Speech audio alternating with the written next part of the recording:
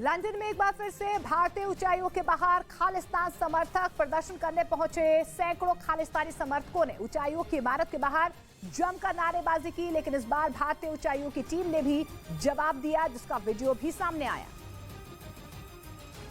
जिसमें सड़क के एक तरफ झंडे के साथ नारेबाजी करती खालिस्तानी समर्थकों की भीड़ दिखी, तो दूसरी तरफ इसके जवाब में भारतीय उच्चायोग की इमारत की दीवार पर विशाल तिरंगा लहराता हुआ नजर आया।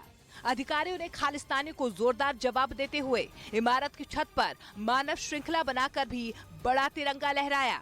इससे पहले 19 तारीख को भी खालिस्तान समर्थकों ने भारतीय उच्चायोग की इमारत पर हमला बोला था और तिरंगे को हटाने की कोशिश की थी, जिसे भारत सरकार ने गंभीरता से लिया और नई दिल्ली में ब्रिटिश राजनयिक को तलब कर दिया और बताया कि भारत ऐसी घटना बर्दाश्त नहीं करेगा। जिसका नतीजा हुआ कि जब बुधवार को दोबारा खालिस्तानी समर्थक प्रदर्शन करने पहुंचे तो वहां लंदन की पुलिस का कड़ा पहरा नजर आया और उन्हें बैरिकेडिंग का सड़क के दूसरी तरफ ही रोक दिया गया।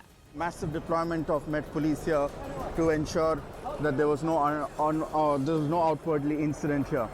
रविवार की घटना के उलट लंदन की पुलिस दीवार बनकर खालिस्तान समर्थकों के सामने खड़ी रही और कुछ घंटे के बाद खालिस्तान समर्थकों को हटाया गया। नेटो ने यूक्रेन के साथ मिलकर 2 महीने के अंदर जंग खत्म कराने का प्लान बना लिया।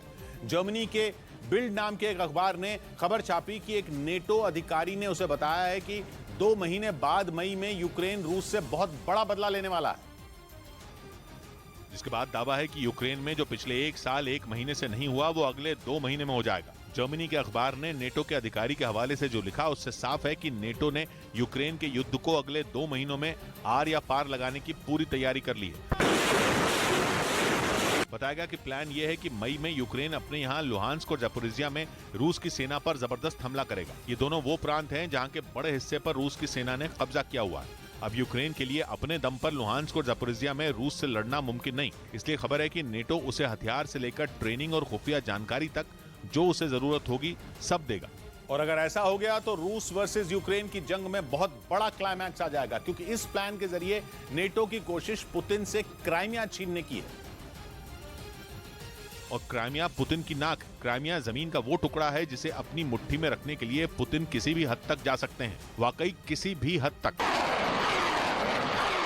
जिस जापोरिजिया पर यूक्रेन के हमले का प्लान है उससे क्राइमिया ज्यादा दूर नहीं, वो उसके दक्षिण में ही है। वैसे तो क्राइमिया यूक्रेन का हिस्सा है, लेकिन रूस ने 2014 में ही उस पर हमला करके उसे रूस का इलाका घोषित कर दिया था। यानी पुतिन के लिए क्राइमिया रूस का है। इसी वजह से वो एक नहीं बल्कि 1000 बार बिल्कुल साफ शब्दों में कह चुके हैं कि अगर क्राइमिया पर आंच भी आई तो फिर वो किसी को नहीं छोड़ेंगे।